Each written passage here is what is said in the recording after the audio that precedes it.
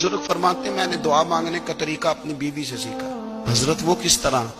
फरमाने लगे मेरी बीवी ने ना मुझे कोई काम बताया, कुछ पैसों की जरूरत के लिए कहा, तो मैंने उसे कहा कि भाई अभी मेरे पास नहीं है, कुछ दिनों में आते हैं तो मैं दे दूंगा। औरतों की आदत होती है, वो बार बार याद कराती हैं। 2-4 दिनों के बाद फिर उसने कहा हजरत वो मैंने कहा था कुछ पैसे, मैंने उसे कहा कि अभी मेरे पास नहीं है, कुछ दिनों में मिलते हैं तो मैं तुम्हें दे दूंगा। उसने कुछ दिनों के बाद फिर कहा हुजूर वो मैंने कुछ पैसे कहे थे।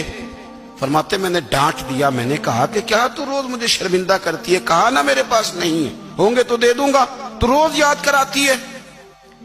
फरमाते उसने पहले तो मेरी डांट को सहा, फिर मेरे सख्त जुमलों ने उसकी आंखों में आंसू पैदा कर दिए, फिर उसने अपने आंचल में अपने उस दुख को समेटा और फिर उसने एक जुमला कहा तो मैं रो पड़ा और मुझे अपने रब से मांगने का तरीका आ गया।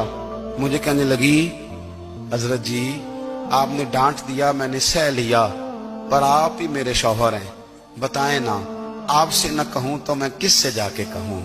फरमाते हैं मैं रो पड़ा और मैं खुल के रोया और मैं तड़प के रोया और फिर मेरी सिसकियां बंद गईं। तो मुझे कहने लगी आपको क्या हुआ? मैंने कहा मुझे भी दुआ मांगनी आ गई है। जब मैं उसे कहूंगा ना अल्लाह तू ही मेरा रब है, मैं तुझसे न कहूं तो मैं किससे जाके कहूं, मैं क्यों किसी बंदे से सवाल करूं, मैं क्यों किसी दुनियादार से कहूं, मैं तेरे बंदों का नेक बंदों का वसीला लेके तेरे महबूब की गुलामी लेके तेरी बारगाह में आया, तुझसे ना मांगूं तो किससे मांगूं। समझ आ गई है, जब मैं इस रंग में मांगूंगा तो तेरा रब मेरे ऊपर बड़ा ही फजल फरमाएगा।